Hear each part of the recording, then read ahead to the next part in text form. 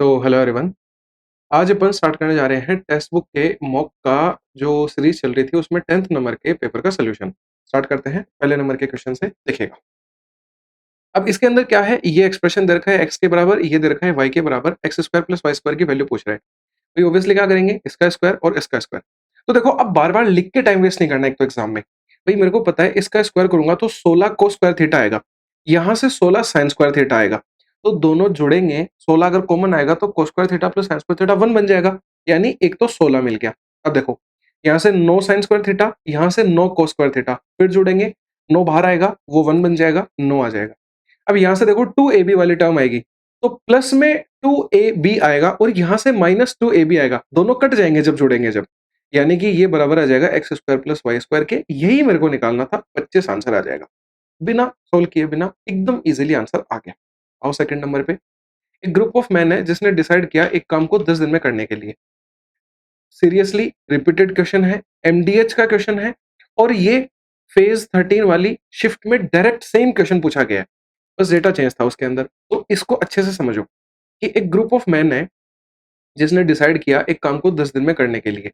तो कितने आदमी थे, एक्स थे। कितने दिन में कंप्लीट कर रहे हैं, 10 दिन में। ये टोटल वर्क हो गया, दिन इनटू आदमी कर दिया, टोटल वर्क आ गया, मतलब एमडीएच वाला लगा रहे हैं। अब बराबर में ये बोला है कि 5 ऑफ देम एब्सेंटेड, यानी कि 5 ने निश्चय किया कि अनुपस्थित हो गए 5 लोग।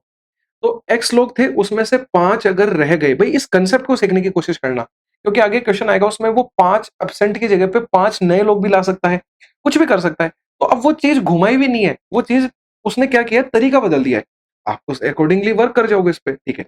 तो 5 लोगों ने क्या कर ली, छुट्टी कर ली। अब ये बोल रहा है जो रेस्ट ऑफ मैन है, यानी ये जो बचे हुए आदमी है, ये इस काम को 12 दिन में कर देंगे। मैंने मैन इनटू डे लिखा है, आवर का इसमें कोई रोल नहीं है, वर्क का इसमें कोई रोल नहीं है। ये पूछ रहा है find the work of man that initially, यानी कि मतलब पहले कितने आदमी काम कर रहे थे। तो एक एक्सप्रेशन है, सोल्व करना है। देखो यहाँ से 12x आएगा, यहाँ से 10x आएगा, ये इधर आके घट के 2x बन गया, ये 60 उधर चला जाएगा, यहाँ से x की वैल्यू 30 आ जाएगी, यानी कि पहले आदमी 30 थे। अब ये पूछता है कि अब कितने हैं, 30 माइनस 5 25 है। जैसा भी पूछेगा वैसा बदल लेंगे चीजों को। टोटल वर्क पूछता तो 30 आदमी 10 दिन में काम कर रहे हैं, 300 टोटल वर्क। जो भी पूछेगा सब कुछ निकाल सकते हैं। अपना आंसर ये आ जाएगा, सही हो जाएगा। आते हैं थर्ड नंबर पे। थोड़ा सा टाइम टेकिंग हो सकता है, अब से वीडियोस थोड़े से, मतलब जैसे पहले 25-30 मिनट में हो रहे थे वो अब 45 से 50 मिनट, क्योंकि एकदम डेप्थ में जाएंगे चीजों के। ऐसे नहीं है कि ऊपर ऊपर से सोल्यूशन करवा के निकल गए। लाइट चली गई थी, कोई बात नहीं। अभी थर्ड नंबर पे आते हैं। देखो थर्ड नंबर के अंदर क्या है, ये एक्सप्रेशन दे रखा है, इससे पावर 4 पे जाना है। भाई बहुत ही बेसिक सी अप्रोच रहेगी कि इसके यहाँ से पावर 4 पे अगर पहुंचना है तो पहले स्क्वायर पे जाएंगे और फिर उसका भी स्क्वायर करेंगे तो पावर 4 पे पहुंच जाएंगे। बस इसमें एक पॉइंट है जो ध्यान रखने वाला होता है, फॉर्मूले सबने याद कर रखे हैं, बस प्लस और माइनस में कंफ्यूज नहीं होना है, ठीक है। बहुत बार गलतियां हो जाती हैं। तो अब देखो इसका स्क्वायर करेंगे तो x square plus 1 upon x square आएगा। अब -2 वाली टर्म आएगी तो वो उधर जाके क्या होती है, ऐड हो जाती है। तो 11 का स्क्वायर 121, उसमें 2 जुड़ेगा, 123 आ गया, है ना। मैं लिख देता हूँ यहाँ पे +2। अब देखो इसका स्क्वायर करेंगे तो एक्स की पावर 4 प्लस 1 अपॉन एक्स की पावर 4। तो अब क्या होगा, 123 का स्क्वायर होगा इस बार। लेकिन क्या होगा, देखो यहाँ पे प्लस में 2 आएगा, वो उधर जाके घट जाएगा। तो भाई अब यहां से लेकिन 2-3 तरह के बच्चे बढ़ जाएंगे। एक तो सोचेगा मैं डिजिटल सम लगा लूं, एक सोचेगा यूनिट डिजिट लगा ले, एक पूरा कैलकुलेट करेगा, और एक उसमें भी थोड़ा सा टाइम सेव करने की कोशिश करेगा। तो पूरा तो कभी कैलकुलेट नहीं करना है, 123 इंटू 123, ये तो सबसे बकवास चीज है और कभी नहीं करनी। बहुत सारे अल्टरनेटिव मेथड होते हैं, इसमें तो बहुत ज्यादा टाइम वेस्ट होगा। अपन टाइम सेव करने की कोशिश कर रहे हैं। 3 मेथड बताता हूं, तीनों एप्लीकेबल हैं और तीनों आसान है। सबसे पहला, देखते ही यूनिट डिजिट क्लिक करेगा, 3 का स्क्वायर करते हैं 9 आता है, यूनिट डिजिट देख रहे हैं सिर्फ, और 9 में से 2 घटाएंगे 7 आ जाएगा, एक ऑप्शन में मिलेगा, टिक करके आ जाओगे। सबसे बेस्ट अप्रोच है। मान लो किसी की यूनिट डिजिट क्लिक नहीं करा और डिजिटल सम दिमाग में घूम रहा है, वो लगा देंगे। डिजिटल सम क्या होगा, 3 और 2 5 और 1 6, 6 का स्क्वायर 36, 36 में से या तो 2 घटा लो या फिर ऐसा कर लो, 36 का भी डिजिटल सम 9, 9 में से 2 जाएगा तो भी 7 आएगा। भाई चेक करो, देखो इसमें 9 कट गया, 5 और 4 9 कट गया, डिजिटल सम 2 आ रहा है, 9 कट गया 6 आ रहा है। इसमें भी देख लेते हैं, 5 3 8 और 1 9 कट गया, 2 आ रहा है। भाई इन सब में अलग अलग आ रहा है, पता नहीं क्या क्या। इसमें देखना 7 और 2 9 कट गया, 7 डिजिटल सम बच रहा है, एक ही ऑप्शन में मिल रहा है और ऑब्वियसली इसी में मिलना था। अब थर्ड अप्रोच ध्यान देना एक बार। थर्ड अप्रोच क्या बता रहा हूँ, ये नहीं करना तो करेंगे क्या, अगर मान लो दोनों ही नहीं पता, किसी को डिजिटल सम नहीं पता, पढ़ा नहीं है, और बाई चांस क्लिक नहीं किया कि यूनिट डिजिट लगाना है, कैलकुलेशन में लग गए, अरे तो कैलकुलेशन नहीं करनी। उसमें भी एक मैंने जो अपनी शॉर्ट ट्रिक वाली सीरीज चली थी जिसके अंदर मैंने सारे कैलकुलेशन के ट्रिक्स बताए थे, नहीं देखिए तो अभी समझ लो। 123 का स्क्वायर निकालना है।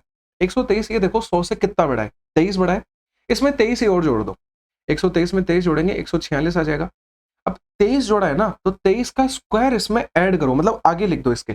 23 का स्क्वायर क्या होता है 529, तो सिर्फ 29 लिखना है, 2 डिजिट ही लिखते हैं अपन, वो जो 5 है वो 5 इसमें ऐड हो जाएगा। तो देखो स्क्वायर क्या आएगा 9, 2, 11 बनेगा, एक इधर जुड़ जाएगा तो 15, ये आ गया। अगर समझ में नहीं आया एक एग्जाम्पल और देता हूँ, 2 एग्जाम्पल और देता हूँ, दोनों से अच्छे से क्लियर हो जाएगा और कभी कोई इशू नहीं आएगा आज के बाद में। भाई जैसे मेरे को एक रैंडम एग्जाम्पल 108 ले लेते हैं, 108 का स्क्वायर निकालना है। 108 8 से 100 से 8 ज्यादा है, 8 जोड़ दो 116 आ जाएगा। अब 8 जोड़ा है तो 8 का स्क्वायर 64 आगे लिखा जाएगा। देखो 2 ही डिजिट थे तो मैंने कुछ भी नहीं किया ऐसा लफड़ा। लेकिन अब एक एग्जाम्पल लेते हैं, जैसे 113, भाई इसका स्क्वायर कटा है तो 13 ज्यादा है, 13 और जोड़ दो 126। अब 13 का स्क्वायर क्या होता है 169, तो 2 ही डिजिट लिख पाएंगे, वो एक इधर जुड़ेगा, यानी आंसर क्या आ जाएगा 12769। आया होगा समझ में, बेहद ईजी चीज लगी। फोर्थ नंबर पे स्विच कर लेते हैं और ध्यान रख लेना यही अप्रोच अप्लाई करनी है, टाइम सेव करने की कोशिश करनी है। अब आ जाओ फोर्थ, आओ 4 नंबर पे। एक ग्रोसर है, वो अपने आइटम्स को x% above the cost price mark करता है और उनको 20% के डिस्काउंट पे बेचता है। अब देखो 100 मानोगे तो लफड़े में फंसोगे। एक फॉर्मूला होता है अपने पास में कि 100 और प्लस प्रॉफिट कर देते हैं परसेंटेज में और 100 माइनस डिस्काउंट कर देते हैं, ये बराबर किसके आता है एमपी अपॉन सीपी के। भाई याद रख लेना ये फॉर्मूला बहुत इंपॉर्टेंट है, बहुत ज्यादा क्वेश्चन रिपीट होते हैं, डायरेक्टली यूज करोगे टाइम सेव करोगे। ठीक है अप्लाई करते हैं। देखो इसने क्या दे रखा है, प्रॉफिट कितना हुआ है, गेन जो है वो प्रॉफिट होता है, यानी 100 प्लस 5 105। डिस्काउंट कितने का दिया है 20 का, 100 माइनस 20 80 आ गया, इनको काट लो 21/16 आ जाएगा। अब एमपी अपॉन सीपी, इसने क्या बोला कि मार्क जो है वो x% अबव करता है कॉस्ट प्राइस के। कॉस्ट प्राइस को 100 मानो, x% अबव मार्क कर रहा है, तो अपन जब भी किसी चीज को 100 से ज्यादा मतलब x% अबव मार्क करते हैं, मान लो 10 करते, तो मैं 100 में 110 जोड़ देता 110 लिखता, यहाँ x जोड़ देंगे डायरेक्टली, मतलब वो x% 100 का करता है तो वो परसेंट से 100 कट जाता है, डायरेक्टली अपन x जोड़ देते हैं इसमें। इक्वेशन बन गई, सॉल्व कर लो। अब ये आ जाएगा 2100 और बराबर में 1600 और प्लस में 16x, ये इधर जाके घटेगा तो 500 बन जाएगा, 500 बराबर 16x, x बराबर 500 बटे 16, 4 से काट लेते हैं, 4 बार कटेगा, 4 से काट लेते हैं 1 2 5। अब इसमें भाग लगा दो, 31 पॉइंट कुछ कुछ आएगा, पूरा सोल्व करने की नीड नहीं है, आंसर पे टिक करो आगे बढ़ दो। बेहद ईजी था और एक नई चीज सीखी।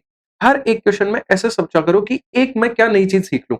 अब यहां से ये सीखा तो ये नोट डाउन होना चाहिए और ये दिमाग में होना चाहिए, आगे अगर ऐसा क्वेश्चन आए तो ये अप्लाई करके निकलो उससे। ठीक है भाई, आओ 5 नंबर पे। इसमें क्या बोला है कि एक ट्रायंगल है एबीसी, ये तो बहुत रिपीट क्वेश्चन है, मतलब 10वें पेपर में मैंने क्या बोला, हर बार 10वीं बार हर बार आ रहा है ये क्वेश्चन, और आज के पेपर में तो शायद 2 क्वेश्चन है इसी पैटर्न पे बेस्ड, और सीरियसली अच्छी चीज है ये। देखना कि एक ट्रायंगल है एबीसी, ये ट्रायंगल बनाया एबीसी, इसमें ये क्या बोल रहा है कि 2 पॉइंट्स हैं एक्स और वाई जो ए बी और ए सी के ऊपर हैं, और ये इस तरीके से हैं कि ये दोनों पैरेलल हैं एक दूसरे के, एक्स वाई और बी सी। ठीक है भाई, कोई दिक्कत नहीं है। ए एक्स रेशियो बी एक्स 2:3 दे रखा है, ये 2 है ये 3 है, आया ना।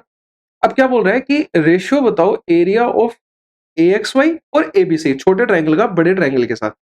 कितनी बार बता चुका हूं, साइड्स का रेशियो बराबर होता है, लेकिन साइड से एरिया पे जाना है तो स्क्वायर करना पड़ता है। इस ट्रायंगल का निकालूंगा तो 2 का स्क्वायर 4 हो जाएगा, बड़े वाले ट्रायंगल का निकालूंगा तो पूरी साइड आएगी 5, 5 का स्क्वायर करूंगा 25। इसने यही रेशियो पूछा है, आंसर आ जाएगा। लेकिन सीखते क्या है इसमें कि भाई पेरीमीटर का रेशियो होता तो भी साइड के बराबर आता, मीडियन का होता तो भी, एल्टीट्यूड का होता तो भी, किसी भी चीज का होता तो हर एक बार साइड के बराबर आता, लेकिन एरिया में जाना है तो स्क्वायर हो जाएगा। आया समझ में। अब मान लो अगर इसमें ऐसे पूछ लेता कि इस एक्स वाई सी बी, ये जो क्वाड्रिलेटरल है चतुर्भुज है, इसका एरिया क्या होगा, अरे तो 25 के अंदर से ये 4 घटा देंगे, क्योंकि 25 पूरे का है, 4 छोटे वाले का है, घटा देंगे तो 21 आ जाएगा। और आगे एक क्वेश्चन आएगा सेम पैटर्न पे, देखना उसको खुद करना पहले रोक के। इसमें नहीं है, हाँ इसमें नहीं है, वो उसी में है। एबीसी का पूछा था, इसमें तो 25 ही आएगा, 4:25 आ जाएगा। उस क्वेश्चन में देखना भैया प्लीज करके, खुद अटेम्प्ट करना फिर मेरा देखना। आओ 6 नंबर पे। इसमें ये बोल रहा है कि ये जो नंबर है ये इससे डिविजिबल है, तो रिमाइंडर क्या होगा। भाई जब भी डिविजिबल होता है ना तो ये को 0 के बराबर रख सकते हो। क्यों? क्योंकि डिविजिबल होता है मतलब कि जैसे रिमाइंडर उसमें क्या हो जाता है, 0 हो जाता है, हाँ या ना। डिविजिबल पूरा जब भी तो होता है ना, तो इसको 0 के बराबर रख दिया, x is equal to 2y आ गया। अब x 2y इसमें रख दो, यानी कि या तो x को रिप्लेस कर दो या 2y को रिप्लेस कर दो। x को रिप्लेस करना ज्यादा बेटर है, कर लेते हैं भाई। x की जगह आएगा 2y का होल क्यूब, 2 इंटू एक्स की जगह 2y का होल स्क्वायर इंटू y आ गया। माइनस में 13 इंटू एक्स की जगह 2y इंटू वाई का स्क्वायर और प्लस में 10 इंटू वाई का। बिल्कुल भाई, मैंने हर एक जगह एक्स को बदल दिया। ये देखो क्या बनेगा, 6 नहीं 8 इंटू 3 24 वाई का क्यूब आएगा। ठीक है, 24 वाई का क्यूब आ गया। अब ये देखो 4 इंटू 2 8 वाई का क्यूब आएगा। हर एक टर्म यहाँ वाई के क्यूब में ही आ जाएगी, तो फिर ये कट पिट जाएंगे, कुछ ना कुछ आंसर मिल जाएगा। और एक दिमाग और लगा सकते हो, देखो यहाँ पे इसको सोल्व करने की भी नीड नहीं है भाई। हर एक जगह वाई क्यूब आ रहा है तो कुछ भी सिंप्लीफाई होगा तो भी वाई क्यूब की टर्म्स में या तो रहेगा या कट जाएगा भाई। कोई सा भी ऑप्शन नहीं है, एक ही ऑप्शन दिख रहा है, आंसर आ जाएगा। लेकिन एक बार सोल्व कर लेते हैं भाई। देखो ये क्या बनेगा, 13 दूनी 26, 26 वाई का क्यूब, 26 वाई का क्यूब और ये 10 वाई का क्यूब एज इट इज आ गया। देखो 24 और 10 34, ये भी 34, सारे एक दूसरे से कट के आंसर 0 यहाँ। बात एक ही है भाई। 7 नंबर पे आते हैं। इसमें क्या दे रखा है, स्पीड ऑफ अ शिप दे रखा है, एक्स होता है ये, स्ट्रीम ये वाई होता है। ये बोला है रोहन जो है वो 21 किलोमीटर गया है अपस्ट्रीम और डाउनस्ट्रीम। तो 21 गया है उसमें जुड़ेगा यानी 7, और 21 ही आया है यानी 7 में 5 में से 2 घटेगा तो 3। भाई ये 3 होता है, ये 7 होता है, टोटल टाइम पूछ रहा है, 10 घंटे आ जाएगा क्योंकि ये टाइम ही तो निकालना है ना अपन ने, डिस्टेंस अपॉन स्पीड करके। ये भी टाइम, ये भी टाइम, दोनों को जोड़ देंगे 10 घंटे, आंसर आ जाएगा। आओ 8 नंबर पे। इसमें क्या बोला है कि एक पॉइंट पी है जो आउटसाइड द सर्कल। ये भी बकवास क्वेश्चन है ये तो।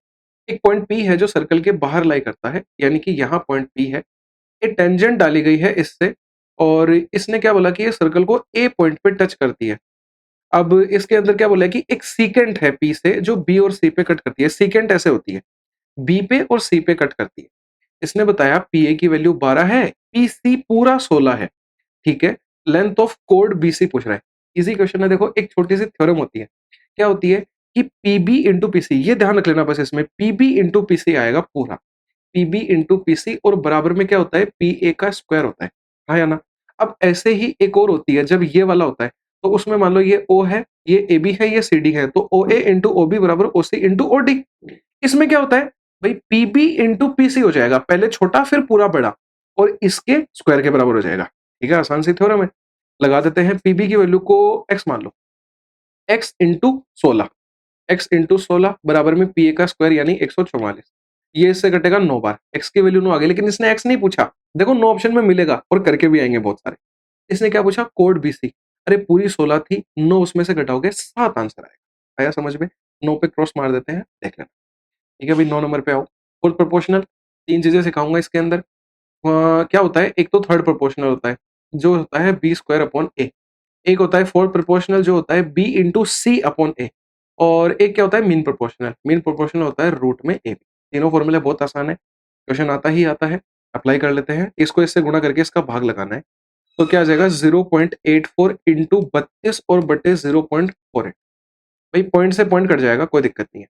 इसको काट लो, 16 से 2 बार, 16 से 3 बार, ये 3 से कट जाएगा, कितनी 28 बार, 28 दूनी क्या आ जाएगा 56 आंसर।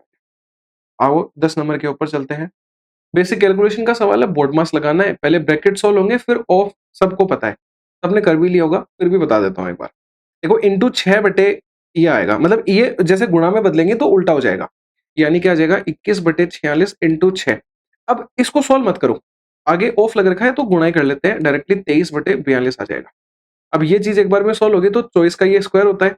अरे ये दो चीजें ध्यान रख लेना भाई, 24 का 576 होता है और 26 का 676 होता है, याद करना बड़ा आसान है, कंफ्यूज मत हो जाना, ध्यान रखना। और बीच में 25 आता है, वो 625 होता है, ये बेसिक है वो तो। अब 3 से 96 कितनी बार कटेगा, 32 बार कटेगा, 32 बटे 24 आ गया। और अब पहले बोर्ड मास सोल्व होता है तो पहले डिवीजन आता है, तो इसको बस गुणा में बदल लो, बाकी कोई फर्क नहीं पड़ता उससे। तो ये 7 बटे 9 आ जाएगा और गुणा हो जाएगा 36 बटे 5। आसान सी चीज है, इसको काटा पीटी करो, अब आंसर मिल जाएगा। देखो 23 से 46 2 बार कट गया, और अब क्या होगा, 21 से 42 भी 2 बार कट जाएगा। 6 बटे 4 का मतलब हो गया 3 बटे 2, और 32 बटे 24 का मतलब हो गया 8 से 4 बार, 8 से 3 बार। अब यहाँ क्या होगा, देखो 9 से 36 कटेगा 4 बार, बाद में क्या होगा, 8 से 11 बार कटेगा, 8 से 56 7 बार कटेगा, 7 से 7 कट गया, 44 बटे 5 आ गया। आसान सी चीज है भाई, इसको अब सोल्व करेंगे, 5 तिया 15 दूनी 30 आएगा। मेरे हिसाब से आंसर यही मिल जाएगा, क्योंकि 30 कट के 28 नहीं बन पाएगा, 30 कट के 2 और 2 बन सकता है, लेकिन आंसर नेगेटिव आएगा। तो नेगेटिव तो इन दोनों ऑप्शनों में नहीं है, तो आंसर डायरेक्टली ये टिक कर सकते हैं। अब देखो ऐसी चीजों में टाइम सेव होता है, दिमाग लगाना पड़ा और इजीली हो गया। अब मैं कैलकुलेट भी करके दिखाऊँगा। 2 से 30 15, 15 तिया 45, 3 से 30 10 चौके 40, 5 से 30 5 से 30 6, 6 इंटू ये करेंगे 6 चौके 24 और 264। ये 85 बन गया, 85 इसमें से घटेगा 179 आएगा बिल्कुल माइनस का और बटे 30 आएगा। एकदम से वही आंसर आया। आया समझ में? तरीका समझ लेना लेकिन अब जैसे मेरे को यहाँ पे दिखते ही ये चीज़ दिखने लग गई। मैं आगे कोई एक बच्चा क्या होता है जैसे देखो आप क्या करते हैं एग्ज़ाम में, आप ये रफ शीट में सॉल्व कर रहे होते, लगे रहते, ना आप ऑप्शन देखते, ना क्वेश्चन देखते और फिर ये आंसर निकाल के देखते। इतना टाइम आपने एक्स्ट्रा खाया। एक बच्चा जो है वो यहीं पे देख के आंसर टिक कर जाएगा। ये चीज़ें सीखनी है बस। आज के पेपर में बहुत सारे क्वेश्चन ऐसे थे, जिनके ऊपर मैंने यही ट्राई करा है कि मैं कैसे शॉर्टकट लगाऊँ। तो देखना और एक्स्ट्रा चीज़ें भी सिखाने की कोशिश तो चलती रहती है। 11 नंबर पे आते हैं। ये कैलकुलेटिव क्वेश्चन है भाई थोड़ा-सा। सिंपल इंटरेस्ट और rate of 2 amounts are same. Simple interest and rate of 2 amounts are same. अच्छा, यानी कि 2 अलग-अलग अमाउंट हैं, उनका सिंपल इंटरेस्ट भी बराबर है और रेट भी बराबर है। ठीक है। और फर्स्ट अमाउंट जो है वो 3 साल के लिए लिया गया है। भाई फर्स्ट अमाउंट को x मान लेते हैं, 3 साल के लिए लिया गया है, रेट r है, ठीक है? और बटे 100 आएगा, ये सिंपल इंटरेस्ट है। ये अब जो भी दूसरा सिंपल इंटरेस्ट आएगा उसके बराबर होगा, इसने बोला है अगले ने बात और रेट भी सेम है। और इसमें देखो टाइम पीरियड 4 साल है, तो 4 इंटू रेट बटे 100 तो आएगा। अब प्रिंसिपल देख लेते हैं क्या है। ये पूछ रहा है what is the principal amount, let's say the principal amount is up to rupees 21,000, मतलब टोटल 21,000 है। इधर मैंने x ले लिया, तो इधर आ जाएगा 21,000 माइनस x। देखो पूरा कैलकुलेट इसमें भी नहीं करना है, कुछ ना कुछ पक्का लग जाएगा। यहीं पे पहले से ये सोच के रखो तो पक्का दिखेगी वो चीज़। देखो 100 से 100 तो कट गया। अब क्या करो, r से r भी काट दो। अब क्या करो, ये देखो ये माइनस 4x बनेगा, ये उधर आके 3x में जुड़ के 7x आ जाएगा, 7x बराबर 21,000। ये तो बेसिक कैलकुलेशन थी, इसमें कुछ लगाने की नीड ही नहीं पड़ी। ये इससे कट के 3,000 आ जाएगा। 3,000 कैसे आ जाएगा? 21 इंटू 4 भी तो होगा, तो 84 आएगा। 84 को 7 से काटेंगे 12,000। एक 12,000 आएगा, एक 9,000 आएगा, ये आंसर आ जाएगा। एक 12 निकाल लिया काट के और फिर 21 में से घटाया 12 को तो 9 मिल गया। आसान था ये तो, इसमें कुछ करने की नीड ही नहीं पड़ी। ठीक है? इसमें क्या बोला है, ऊपर की कहानी कभी नहीं पढ़ते। Ratio of number of students बताना है जो इंजीनियरिंग में और साइंस में है। अब बताओ टोटल का कोई फ़र्क पड़ता है क्या? जब रेशियो पूछता है, जब अरे वो 1500 और 1500 कट ही जाना है, तो उसको मत पढ़ो। और अगर नीड पड़ती है तो भी बाद में उस पे जाते हैं। ये टाइम वेस्ट करवाता है अपना। ठीक है भाई? इंजीनियरिंग के अंदर कितने बच्चे हैं? ये देखो 15% बच्चे हैं। और फिर क्या दे रखा है? साइंस दे रखा है। साइंस में 18% है। इनको डायरेक्टली काट लो 5/6, ये आंसर आया। कोई नीड नहीं पड़ी 1500 की ना परसेंटेज की, डायरेक्टली रेशियो निकाल सकते हैं। और हर एक क्वेश्चन में जब भी आपको डीआई का क्वेश्चन मिले तो ऐसे ही कोई चीज़ अप्लाई करने की कोशिश क्या करो। आगे जैसे क्वेश्चन्स में मैं दिखाऊँगा, आगे भी आएँगे। ठीक है? ये तो बेसिक फ़ॉर्मूले का क्वेश्चन है। भई अब देखो फ़ॉर्मूला लिख के टाइम वेस्ट मत करो। और एक चीज़ ध्यान रखो भई, इसके अंदर 4 फ़ॉर्मूले होते हैं। आप है ना, दिमाग में ये कभी मत सोच के जाना कि मैं एग्ज़ाम में एक फ़ॉर्मूला याद करके जाऊँगा और बाकी के 3 उससे निकाल के सिम्प्लीफाई कर लूँगा। भई बहुत टाइम खा जाएगी वो चीज़। दिमाग में चारों फ़ॉर्मूले रहेंगे, तो एक तो ये पता रहेगा क्वेश्चन देखते ही कि कौन-सा फ़ॉर्मूला लगाना है चारों में से, और लिखने की नीड नहीं पड़ेगी, डायरेक्टली फ़ॉर्मूले में वैल्यू रख के सॉल्व कर लोगे। अब जैसे देखो, सबसे पहला जो फ़ॉर्मूला होता है वो क्या होता है? मैं बोल के सुनाता हूँ, कि उसको दिमाग में रिकॉल करना। X cube plus Y cube plus Z cube minus 3xyz बराबर होता है X plus Y plus Z, और ब्रैकेट में क्या आता है? X square plus Y square plus Z square minus X Y minus Y Z और माइनस जेड एक्स। होता है ये फॉर्मूला, बिल्कुल सबसे फर्स्ट फॉर्मूला होता है। इससे फिर अगर आगे ड्राइव करते हैं, जो ड्राइव नहीं दिमाग में रखने हैं, और रटने मत बैठ जाना। क्वेश्चन सिंप्लीफाई करोगे 10 15 20 उनके ऊपर, तो वो अपने आप दिमाग में चीज बैठ जाएगी। और बाकी मैंने पहले की वीडियोस में बहुत बार उन फॉर्मूलों को कैसे दिमाग में रखना है बताया है। ठीक है भाई, आते हैं। क्या था फॉर्मूला? इधर X cube plus Y cube plus Z cube आएगा, माइनस 3xyz आता है, तो 3 इंटू 20 60। मैं फॉर्मूला लिख के टाइम वेस्ट नहीं कर रहा। ठीक है? बराबर में अब X plus Y plus Z आता है, यानी 25 आ जाएगा। इंटू में यही चीज आती है और यही पूछी है, तो क्यों लिखना है? भाई ये आ जाएगा 25, 25 से 25 एक बार घटेगा, इसकी वैल्यू 1 आ जाएगी। कितना ईजी क्वेश्चन था, आप बताओ। डराने लगते हैं बस, नहीं होते हैं डरावने एक्चुअल में।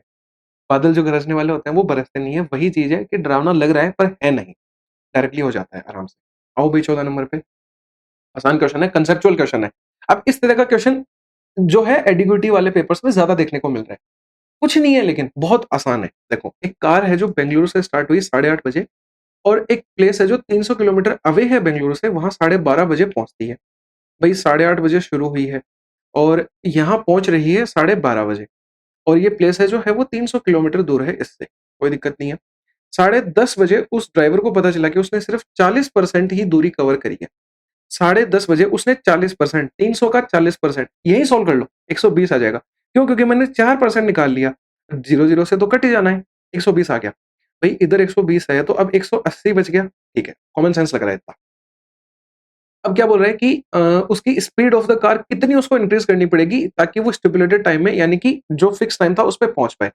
ऑब्वियस सी बात है भई यहाँ तक स्पीड अगर कम चल रही है, अब उसको ज़्यादा डिस्टेंस कवर करनी है तो स्पीड उसको बढ़ानी पड़ेगी। ठीक है? तो देखो, एक बात बताओ मेरे को, 120 किलोमीटर है और 2 घंटे का टाइम है। जो दूरी अपॉन टाइम ये स्पीड निकाल के देता है, यानी स्पीड आ गई 60। अब आगे आओ, क्या है दूरी 180, टाइम क्या है 2 घंटे में कवर करना है, यानी 90। भई पहले स्पीड 60 थी, अब 90 है, कितनी स्पीड बढ़ानी पड़ी? 30। अब ये क्वेश्चन में दम नहीं था, सिर्फ कंसेप्चुअल था। जो बच्चा ये चीज़ ही समझ में नहीं पा रहा है, वो कैसे ये कर लेगा? और कई तो ये लिख के भी सोचते हैं कि अब क्या करूँ? अरे! ये टाइम देखो, ये दूरी देखो, कुछ ना कुछ इसमें करो भई, आराम से आंसर निकल के आएँगे चीज़ों के, ठीक है? आओ अगले नंबर पे, एक सर्टेन ईयर के अंदर population of a city was 18,000, ठीक है? नेक्स्ट ईयर उसकी जो पॉपुलेशन है वो मेल्स में अलग बढ़ रही है, फीमेल्स में अलग बढ़ रही है। अगर पूरी पॉपुलेशन में बढ़ रही होती तो अपन 18,000 पे उस चीज़ को बढ़ाते या कम करते। अब इसमें मेल पे और फीमेल पे अलग-अलग बढ़ रहा है, तो इक्वेशन बनेगी इसमें। इक्वेशन को ईज़िली सिम्प्लीफाई करना मैं बता दूँ। तो देखो, ऐसा मानो एक्स मेल थे और वाई फीमेल थे। इनका जो जोड़ है वो इस गाँव में पहले 18,000 था। ठीक है भाई? अब इसने क्या बोला कि मेल्स की पॉपुलेशन में तो 5% की बढ़ोतरी हुई है, तो 105 बन गए हैं 100 से। ऐसा समझना इस चीज़ को। और फीमेल्स में 7% की यानी 107 बन गई हैं 100 की। और अब ये जो टोटल पॉपुलेशन है वो 19,200 बन चुकी है। भई मैं ये दोनों 100 को गायब करके इधर भेज देता हूँ, यहाँ से 100 हटा देते हैं अपन। एलसीएम लेके मैंने उधर भेज दिया। ये अब एक इक्वेशन है, ठीक है? अब अगर मेरे को इस इक्वेशन के साथ में इसको सिम्प्लीफाई करवाना है तो भई या तो इसको 105 से या 107 से गुणा कर लो। कोई से भी एक से कर लो, आपकी मर्ज़ी है। 105 से कर लेते हैं क्योंकि वो कट जाएगा, फिर मैं एलिमिनेशन मेथड लगाने की कोशिश कर रहा हूँ इसमें। सब्स्टिट्यूशन भी कर सकते थे, लेकिन वो कैलकुलेशन को थोड़ा बढ़ा देता है और बड़ा भी बन जाता है। एलिमिनेशन से कटती हैं चीज़ें तो सुंदर लगता है दिखने में, ठीक है? इस इक्वेशन को 105 से गुणा करके यहाँ लिख रहा हूँ, 105 एक्स आएगा, 105 वाई आएगा और अब ये 105 से गुणा होगा, 3 ज़ीरो तो एज़ इट इज़ आ जाएँगी। 105 से 18 गुणा होगा तो 18 पंजे 90 लिखो डायरेक्टली और 18 एकम 18 लिख दो। कोई दिक्कत नहीं है, आराम से हो गया। अब देखो ये कट जाएगा, सबके साइन बदल जाएँगे भाई माइनस कर रहे हैं। यहाँ 2 वाई आ जाएगा और यहाँ देखो 4 ज़ीरो तो एज़ इट इज़ लगानी है। ये 4 ज़ीरो हो गई ना? 1, 2, 3, 4। अब यहाँ घटाएँगे तो 3 आ जाएगा बस, तो 30,000 आ गया, यानी 2 से इसको काटा, वाई की वैल्यू आ गई 15,000। इसने क्या पूछा था? Ratio of males to females. अरे भई फीमेल्स 15,000 अगर आ गई, तो यहाँ अगर इसमें रखोगे तो मेल्स 3,000 आ जाएँगे। बहुत डोमिनेटिंग गाँव है भाई। फीमेल्स 5 गुना आ रही हैं बताओ। ठीक है, ये इससे कटेगा, 1 रेशियो 5 आंसर आ जाएगा। सही है, कोई दिक्कत नहीं है, बढ़िया है, होनी भी चाहिए ये चीज़। 16 नंबर पे आते हैं। इसमें क्या बोल रहे हैं कि ए और बी एक पार्टनरशिप के बिज़नेस में एंटर करते हैं इतने रुपए के साथ। यानी ए और बी हैं वो 25,000 और 50,000 रुपए का बिज़नेस में इन्वेस्टमेंट करके आए हैं। अब ये क्या बोल रहा है कि इनके 7 महीने बाद में सी भी बिज़नेस में एंटर करता है 30,000 रुपए के साथ में। यानी कि अब एक बार आगे क्वेश्चन में ऐसे पढ़ के आ जाओ कि एंड ऑफ द ईयर बात कर रहा है। तो भई 12 महीने की बात है, इसने 7 महीने बाद में पैसे लगाए हैं, यानी इसके पैसे सिर्फ 5 महीने के लिए ही रहेंगे। ठीक है। इन्वेस्टमेंट इंटू टाइम बराबर ही मतलब ये प्रॉफिट का रेशियो, ठीक है, वो सबको पता है, फॉर्मूला लिखने की नीड नहीं है। इस चीज़ पे ध्यान दें वो। ये क्या बोल रहा है, ए जो है वो अपना 9 महीने बाद में पैसे वापस निकाल लेता है। यानी ए का पैसा उस बिज़नेस में 9 महीने तक ही रहा। भई मात्र और मात्र एक फ़ॉर्मूले पे ये पूरा चैप्टर डिपेंड होता है। सिर्फ रेशियो में खेलना होता है और बहुत ईज़ी होता है। लंबा क्वेश्चन दिखेगा लेकिन आसान होगा। फर्स्ट गो में अगर कोई चाहे तो इस वाले क्वेश्चन को छोड़ भी सकता है, लेकिन मैं तो ऐसे बोलता हूँ कि कर लेना चाहिए क्योंकि बहुत ईज़ी होता है। डायरेक्टली सब कट-पिट जाता है, आराम से आंसर आ जाता है। देखो, बाकी फर्स्ट अटेम्प्ट में अगर छोड़ के भी जा रहे हो तो सेकंड में तो 100% करना ही करना है क्योंकि बहुत ईज़ी है, आराम से होने लायक है। और एक चीज़ और बताता हूँ, भई जो क्वेश्चन हर एक बंदे से होने लायक है ना, उसको आप नहीं छोड़ सकते। अगर आपने उसको छोड़ दिया मतलब आपकी रैंक वो नीचे लेके आएगा, आपका स्कोर नीचे लेके आएगा। हाँ, जो क्वेश्चन हार्ड है, जो टाइम टेकिंग है, वो एक दूसरा बंदा भी छोड़ सकता है, तो उस वाले को आप ड्रॉप कर सकते हो। हर एक की मेंटालिटी से सोचा करो चीज़ों को, ठीक है? और ऐसे मत घबराया करो कि भई मैं हार्ड वाला छोड़ दूँगा या पूरे 25 अटेम्प्ट नहीं करके आऊँगा तो मैं कैसे एग्ज़ाम क्लियर करूँगा, कैसे ऐसा नहीं है। अगर वो आपको हार्ड लग रहा है तो वो किसी दूसरे पर्सन के लिए भी हार्ड है। ऐसा सोच के देखा करो चीज़ों को, ठीक है? अब आते हैं क्वेश्चन के ऊपर। इसने क्या बोला कि और बी के बारे में कोई कंडीशन नहीं दी, मतलब पूरे 12 महीने पैसे रखे हैं बेचारे ने। अच्छा 50,000 थे, ये 50,000 कर लेते हैं। अब ये क्या बोल रहा है कि सी का शेयर क्या होगा प्रॉफिट के अंदर अगर साल के एंड में 3900 प्रॉफिट मिला है।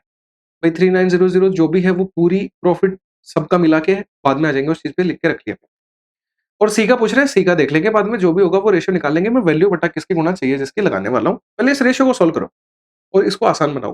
भाई 3 ज़ीरो से 3 ज़ीरो काट दो, बिल्कुल कट गई। अब 5 भी कट रहे हैं, यहाँ से 5 काट दिया, यहाँ से 5 काटेंगे तो 10 बच जाएगा, यहाँ से 5 काटेंगे तो 5 बच जाएगा। देखो इसके 45 हैं, इसके 120 हैं और इसके 30 रुपए हैं। अगर इनको जोड़ते हैं तो 150 और 195, ये टोटल प्रॉफिट है इन सभी का। वैसे टोटल प्रॉफिट वैल्यू में इतना था, ये रेशियो में है। वैल्यू बटा किसकी? अब गुणा चाहिए किसकी? मेरे को सी की चाहिए, सी का प्रॉफिट चाहिए, यानी सी की वैल्यू चाहिए, मतलब 30 चाहिए यहाँ पे, ठीक है? अब ये इसका 5 गुना दिख रहा है, 5 से 100 कट जाएगा कितनी बार? 5 से 100 कटेगा 20 बार, 20 इंटू 30 करेंगे 600 आ जाएगा। बड़ा आसान था, मजा आया, सीखने को मिल गया। और ये वाला क्वेश्चन देख लेना भाई, रिपीट होगा पक्का। आओ आगे 17 नंबर पे। आसान कैलकुलेशन का क्वेश्चन है, लेकिन इस क्वेश्चन में कैलकुलेशन नहीं करनी है। डिजिटल सम लगाने की कोशिश करनी है, क्योंकि प्लस माइनस और मल्टीप्लाई डिवाइड जहां तक करवाता है और ऑप्शन सारे अलग होते हैं तो अपन पक्का वही लगाते हैं। ये एस क्वेश्चन ही है ना। देखते हैं, अब इसको सुनते हैं। भाई ऊपर की कहानी में नहीं पढ़ रहा, मैं डायरेक्टली जो क्वेश्चन है उस पे आता हूँ कि वर्ष 2018 में सभी विभागों में कैंपस प्लेसमेंट पाने वाले लड़के और लड़कियों की संख्या में क्या अंतर बताना है। इसमें तो डिजिटल सम भी नहीं लगा रहे अपन, ये तो डायरेक्टली कैलकुलेट होने लायक है। जो नहीं होगा उसमें मैं लगा के दिखाऊंगा आपको पक्का। देखो ये वाला क्वेश्चन इसमें लगाएंगे, उनमें लगाएंगे, यहाँ नीड नहीं है। तो देखो हर एक डिपार्टमेंट में मेल जोड़ लो पहले, 100, 200, 200 और 350, 450। यहीं लिख देते हैं, इस कलर से दिख जाएगा, कोई बात नहीं। अब फीमेल जोड़ लो, 100 और 200 और 300, 360 और 80, 440। भाई 440 कैसे आ गया? 100, 200, 300, 360 और 80, 440 ही आएगा। अच्छा डिफरेंस पूछ रहा है, ठीक है, मैं रेशियो देख रहा था, डिफरेंस पूछ रहा है तो 10 आ जाएगा ना, ये 10 आ गया। बड़ा इजी था, कहीं कोई दिक्कत नहीं लगी। अब 18 नंबर पे फालतू क्वेश्चन है। Ratio of altitude of triangle दे रखा है 4:5। अब देखो एल्टीट्यूड का रेशियो, कलर चेंज करते हैं, एल्टीट्यूड का रेशियो 4:5 है। और देखो क्या होता है, ट्राइंगल के एरिया का formula half into base into height. भाई एल्टीट्यूड दे रखा है, मान लो यहाँ पे कोई बेस आएगा और यहाँ कोई बेस आएगा, अरे हाफ हाफ लगाने की नीड नहीं है, रेशियो में कट जाते हैं ये। बराबर में एरिया दे रखा है 3/2, तो ये इनके बेस का रेशियो पूछ रहा है। अरे बेस का रेशियो पूछने के लिए इसको इधर, इसको इधर, यानी 15/8। कुछ करना पड़ा क्या? डायरेक्टली भी कर सकते थे इसको, ये सब करने की नीड नहीं है। ठीक है भाई, आओ 19 नंबर पे। ये थोड़ा कैलकुलेटिव क्वेश्चन है भाई, ये क्वेश्चन ठीक है, स्टार मार्क कर लेना इस पे। ठीक है, अब देखो क्या बोल रहा है, सेंटर ओ है और एक डायमीटर ए बी है, कोई दिक्कत नहीं है, बना लेते हैं। डायमीटर बनाया ए बी और सेंटर बनाया ओ। अब ये क्या बोल रहा है कि डायमीटर ए बी को पी पॉइंट तक इंक्रीज किया गया है। अब देखो ए बी को इंक्रीज किया है मतलब बी की तरफ बढ़ाया है, अगर बी ए को इंक्रीज करता तो ए की तरफ बढ़ाता। चीजों को फर्क समझो और डायग्राम प्रॉपर बनाया करो ज्योमेट्री के क्वेश्चन में, अगर वो बन गया तो क्वेश्चन कुछ भी नहीं बचता है फिर।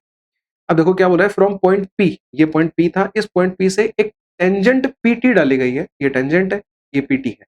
ठीक है, इसने क्या बोला, विच इज ऑफ लेंथ 31√5 है। Length of P A is 25% more than diameter A B. अगर डायमीटर ए बी को मैं 100 मान लूं तो पी ए की वैल्यू ये बोल रहा है 25% ज्यादा, यानी 125 है। अरे तो 125 है यानी ये 25 बच जाएगा सिर्फ, हाँ या ना? पूरा 125 है, ये 100 है तो ये 25 बच गया, दिमाग लग गया। ये बोला रेडियस ऑफ सर्कल बताओ, तो अपन 100 की वैल्यू निकालेंगे, उसका फिर आधा कर देंगे तो वो रेडियस आ जाएगा, डायमीटर का आधा करना। यही करना है, देखते हैं भाई कैसे करेंगे। अब आज के क्वेश्चन में एक में लगाई थी सेम थ्योरम, वही लगेगी कि पीटी का स्क्वायर करना है बराबर पहले छोटू फिर बड़ू, यानी P B into P A, P B into P A. P T का स्क्वायर करना है, 31√5 का स्क्वायर यहाँ कर लेते हैं, तो 31 इंटू 31 और √5 का स्क्वायर करेंगे 5 आ जाएगा, बराबर में पीबी की वैल्यू अब 25x है, ये देख लेना बस, 25x। और पी ए की वैल्यू 125x, आया ना? ठीक है, 5 से 125 को उड़ा दो 25 बार, ये दोनों 25 इधर नीचे आ जाएंगे। ठीक है, यहाँ से भी हटा दो, अब x का स्क्वायर बन गया। इसी स्टेप में रूट ले लो, और रूट लेंगे तो देखो ऊपर वाले का रूट तो x की वैल्यू निकालने के लिए 31 आ गया, 25 का रूट लेंगे 25 आ गया। यहाँ तक कोई इश्यू नहीं लग रहा, बड़ा इजी था। इस x की वैल्यू को ऐसा कैसा रखो। अपन को क्या निकालना है? अपन को निकालना है 50x, 100 का आधा कर दिया मैंने। अरे तो 50x निकालना है, x की वैल्यू ये रख दो डायरेक्टली 31/25। ये 2 बार कटेगा, 2 × 31 62 आंसर। कितना ईज़ी क्वेश्चन लगा, बहुत ईज़ी था। लेकिन कब बना ईज़ी? जब डायग्राम बढ़िया बना और चीज़ें सुंदर-सुंदर लगने लगी जब। और ये थ्योरम तो ध्यान होनी ही चाहिए, और ये थ्योरम आज दूसरी बार यूज़ हो रही है, इसको दिमाग में बिठा लेना। आओ अगले क्वेश्चन नंबर 20 पे। क्या बोल रहा है? एवरेज रन पूछ रहा है 5 बैट्समैन के टी20 वर्ल्ड कप के अंदर।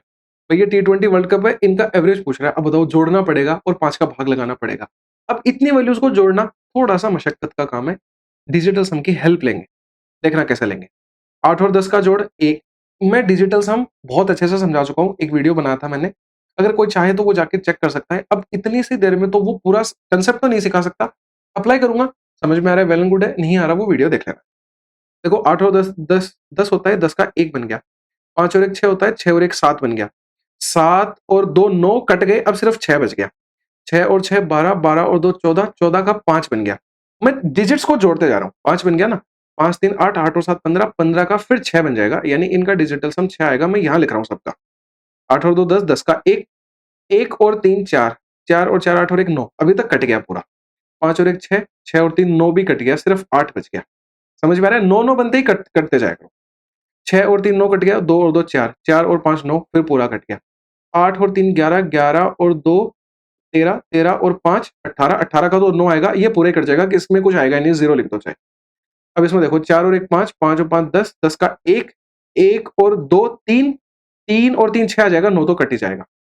तो डिजिटल सम क्या आया? 6 8 14, 14 और 6 20, 20 का मतलब फिर 2 आ गया डिजिटल सम। अब लेकिन 2 आंसर नहीं है, ध्यान देना, कई बच्चे 2 करके भी आएंगे, ऑप्शन में ढूंढेंगे 2 मिलेगा ही नहीं। 2 तो इनका जोड़ आया है अभी तक भैया जी। अब अपन को तो एवरेज निकालना है, 5 बैट्समैन है ये टोटल, तो 5 का भाग लगेगा। अब मैं ऐसे नहीं कर सकता डायरेक्टली कि इसको ढूँढने जाऊँ। करना क्या होता है, डिजिटल सम में नीचे से चीज़ें हटानी पड़ती हैं, डिनोमिनेटर में कुछ नहीं रख सकते अपन। तो इसको एक ऐसे नंबर से गुणा और भाग करेंगे कि नीचे 1 बन जाए। तो मैंने 2 से गुणा और भाग किया, देखो नीचे 10, 10 का डिजिटल सम 1 होता है, नीचे चीज़ें गायब हो गई। ऊपर क्या आ गया, 2 × 2 4, मतलब मेरे को 4 डिजिटल सम ढूँढना है। इसमें 3 है, इसमें 6 है, इसमें 5 है, इसमें 4 है, ये मेरा आंसर है। और मैं गारंटी देता हूँ, आप इन सबको जोड़ के 5 का भाग देके देख लेना, अगर ये आंसर नहीं आए तो मेरे को बताना आके। इतना आसान होता है डिजिटल सम। अब बताओ, कोई एक बंदा होगा जो इनको एक-एक जोड़ रहा होगा, तो वो कितनी मशक्कत करेगा और कितना टाइम वेस्ट करेगा एग्ज़ाम। इन्हीं चीज़ों पे टाइम सेव करना होगा। अब देखो इसका आंसर 130 आ गया ना, अब चलते हैं अगले क्वेश्चन पे, लेकिन अब इस अगले क्वेश्चन के लिए डिस्क्लेमर है कि आप इसमें डिजिटल सम नहीं लगा सकते। और ये बहुत ही बुरी खबर है आपके लिए। पता है कैसे? पहले तो ये समझते हैं कि क्यों नहीं लगा सकते। भई नहीं का भी रीज़न पता होना चाहिए और हाँ का भी। ठीक है। तो देखो इसमें इसने क्या बोला कि जब एवरेज निकालेंगे ना, तो फ्रूट का, एक बार कलर चेंज करते हैं, फ्रूट का, आईटी प्रोडक्ट का और डिफेंस का, अरे 3 चीज़ों का एवरेज निकालना है। यानी कि आप जब भी ऊपर जोड़ तो लगे उस डिजिटल सम के लिए, लेकिन नीचे जब भाग लगाओगे 3 का, तो कैसे लग पाएगा डिजिटल सम? नीचे 3, 6 और 9 होता है, तो डिजिटल सम नहीं लग पाता। आप ऐसे मत सोचना कि इसको भी अपन किसी ऐसे नंबर से मल्टीप्लाई करके नीचे 1 बना लेंगे, नहीं लग पाएगा डिजिटल सम। क्यों? क्योंकि देखो 9 का मतलब अपने आप में 0 होता है, ये चीज़ जब डिवाइड होगी तो ये मतलब इनडेफिनिट बन जाएगी, यानी कि इसका कोई प्रॉपर आंसर नहीं आ पाएगा। तो भई अब इसमें भी लेकिन ऐसा नहीं है कि फालतू कचरा करना है, कैलकुलेशन थोड़ी-सी ढंग से करनी है। तो देखो फ्रूट्स के लिए 75, 70 और 61 को जोड़ना है, तो 70 और 70 140 और 60 200, 200 अ, मैं भूल गया क्या कर रहा था, 70 और 70 140 और 60 200 और 206 आ गई। अरे यार, ये कलर चेंज कर लेते हैं, 206 आ जाएगा। अब यहाँ देखना, 100, 200, 300 और 380 आ जाएगा। अब यहाँ देखना, 80 और 80 160 और 10 170, 270 और 275। जोड़ लो भाई, 6 और 5 11। अब ठीक है, जोड़ना ही पड़ेगा, कुछ नहीं कर सकते। एक कैरी लगेगी, 815 116, एक कैरी लग गई। 3 2 5 2 7 1 8, 861 के अंदर अब भाग लग जाएगा 3 का। 3 दूनी 6, 3 पंजे 15 और फिर 3 पंजे 15। नहीं, नहीं, नहीं, नहीं, ये तो पूरा मिट गया। कोई बात नहीं, चलो ठीक है, आप देख लेना। जो भी 861 आया था, 861 बटे 3 करना था। 3 दूनी 6 और फिर 2 26, 26 के लिए 8 तिये 24, फिर 287 आ जाएगा यार, ये आ जाएगा। ठीक है, फालतू कैलकुलेशन करवा के पता नहीं दिमाग के अंदर क्या आ गया। ठीक है, छोड़ो। 22 नंबर पे आते हैं, 3 सवाल बचे हैं। इसमें x प्लस वाई करना है। 0.5 का मतलब तो क्या होता है? 0.5 का मतलब होता है कि ये आधा होता है, यानी नीचे से आधा बन रहा है ये, यानी ऊपर दुगना बन रहा है। तो जो भी x प्लस वाई आएगा उसका डबल करना है, ठीक है, कर लेते हैं, कोई दिक्कत नहीं है। इसको और इसको जोड़ना है बस, और कुछ नहीं करना। एलसीएम आ जाएगा a plus B a minus B यानी a square minus B square यानी a माइनस बी आ जाएगा। अब यहाँ तो ये गुणा होंगे, यहाँ ये गुणा होंगे। ये डायरेक्टली कर लिया करो। कैसे? देखो, a प्लस बी का होल स्क्वायर और प्लस में a माइनस बी का होल स्क्वायर, फॉर्मूला याद रखो। डायरेक्टली क्या होता है? 2 times of a plus B, और अगर बीच में इस फॉर्मूले में माइनस आता है ना, तो ये बनता है 4ab। भाई ये दोनों चीजें ध्यान रखना, बहुत इंपॉर्टेंट है। तो ये क्या बनेगा? 2 times of a plus B. अरे लेकिन a मतलब इसमें क्या होता है? Sorry, 2 times of a square plus B square, क्या कर रहा हूँ मैं भी? a प्लस बी, पूरा उस पीछे वाले कैलकुलेशन की वजह से सब गड़बड़ हो गया। तो अब देखो क्या आ जाएगा? 2 times of a plus B upon a minus B, यही आंसर आ जाएगा।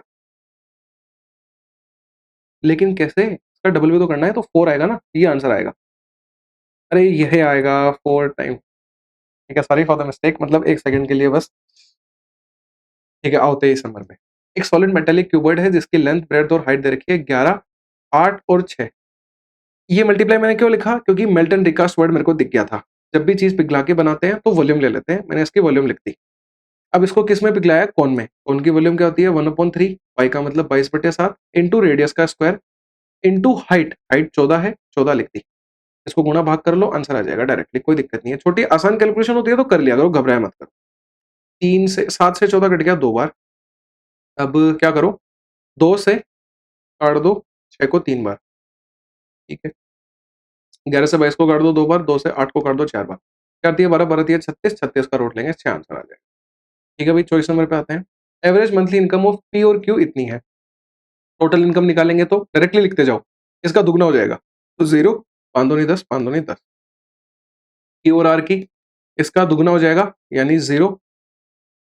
इसमें डिजिटल सम लगा सकते हैं, और सारे ऑप्शन भी अलग अलग है। ठीक है, इसमें डिजिटल सम लगाते हैं। भाई क्या होगा मेरे को बताओ? 5050 है, उसका डबल होगा यहाँ पे। यहाँ पे क्या होगा? 6250 का डबल होगा, और यहाँ पे क्या होगा? 5200 का डबल होगा, है ना? अब ये सारे जुड़ेंगे फिर, तो इनको कर लो। 5 और 5 10, 10 का 1, 1 गुणा 2, 2 बन गया। 6 और 5 11 और 2 13, 13 का 4 बन गया, 4 दूनी 8 आ गया। 5 और 2 7, 7 दूनी 14, 14 का 5 आ गया। अब बटे क्या आएगा? अरे बटे क्यों लगा रहा हूँ? क्योंकि देखो इन सबको जब मैंने जोड़ा तो p plus Q plus R दो दो बार आ जाएंगे, तो वो दो भाग लगेगा इधर आके। 8 और 5 13, 13 2 15, 15 बटे 2 आ गया। 15 का मतलब होता है 6, 6 बटे 2 करेंगे यानी 3 आ जाएगा। अब इसने पूछा क्या अपन से? 3 तो पूरा आ गया मिला के, यानी कि p plus Q plus R का 3 आ गया। इसने क्या पूछा? मंथली इनकम ऑफ p पूछी। अरे तो क्यू प्लस आर की इनकम घटा दो इसमें से। तो क्यू प्लस आर की कितनी है? देखो, 6 और 2 8 और 5 13, 13 का 4, 4 दूनी 8। तो 3 में से 8 अगर नहीं घट रहा ना, तो इसमें 9 जोड़ दो, यानी 9 और 3 12 हो जाएगा। 12 में से 8 घटा दो तो 4 हो जाएगा। भैया डिजिटल सम है, सीखना पड़ेगा, और कुछ भी नहीं करना। मैं 4 किन से में आ रहा है? इसमें, ये आंसर। और किसी में 4 बन भी नहीं रहा है, और इसीलिए मैंने इसमें डिजिटल सम लगाया है। और आप करके देखना एग्जैक्टली। आप क्या करोगे? बेसिक के तरीके से इसको गुणा, इसको गुणा, इसको गुणा, तीनों को जोड़ोगे, उसमें 2 का भाग लगाओगे, और जब भाग लगाओगे तो क्या होगा कि फिर आपके पास में p plus Q plus R तीनों की आ जाएगी, और फिर क्यू प्लस आर की आप घटाओगे तो आपको मिल जाएगा। आसान है पर कैलकुलेटिव बहुत है। उसकी जगह अपन ने इतने कम में कर लिया। ये डिजिटल सम का खेल है, और जाके सीख लो भाई, उसको बहुत फायदेमंद चीज है, बहुत टाइम सेव करेगा। आओ 25 नंबर पे। मतलब ऐसा हो रहा था कि जैसे पहले डिजिटल सम अपन सिर्फ मेंस में लगाते थे क्योंकि बड़ी कैलकुलेशन आती थी, वहां वो हेल्प कर देता था। लेकिन अभी ऐसा सीन है कि भाई हर एक जगह एमटीएस में भी नीड पड़ जाती है उसकी, क्योंकि पेपर इस तरीके से बन रहा है, कुछ नहीं कर सकते। लास्ट और फाइनल क्वेश्चन पे आते हैं। पी पी क्यू आर एक ट्रायंगल है। ये वो क्वेश्चन जिसकी मैं बात कर रहा था सुबह। पी क्यू आर, सुबह क्या मतलब अभी थोड़ी देर पहले। हाँ, पी क्यू आर एक ट्रायंगल है, और ए और बी इसमें 2 पॉइंट हैं, ये यहाँ है। ए बी पैरेलल है क्यू आर के। P A ratio A Q दे रखा है 2:3। सेम का सेम है, बस थोड़ा सा चीजें बदलेंगी। Ratio of P A B, यानी इसका रेशियो पूछ रहा है इस ए बी आर क्यू के साथ में। इसमें देखो वो पूछ लिया। अरे तो इसका एरिया 4, 2 का स्क्वायर, पूरे का एरिया 5 का स्क्वायर 25। लेकिन उसने पूरा नहीं पूछा, उसने सिर्फ ये पूछा। तो 25 में से 4 घटाया तो इसका एरिया 21 आ गया, और ऊपर वाले का 4, रेशियो आ जाएगा 4:21। ये आंसर हो जाएगा। आ गया समझ में? अब ये कंसेप्ट अच्छे से क्लियर हो गया होगा। आज के बाद में इस चीज के ऊपर गलती मत करना। पेपर खत्म होता है, और स्टैटिस्टिक्स जाके कंप्लीट करो भाई, बहुत इंपॉर्टेंट बन गया है अभी। और मैंने करवा रखा है, मतलब नीचे लिंक वगैरह भी डाल दिया है, देख लेना आप। बाकी ये सारी प्लेलिस्ट है, चेकआउट कर लेना। ठीक है, मिलते हैं अगले सॉल्यूशन के साथ में। जब तक के लिए बाय बाय, टेक केयर।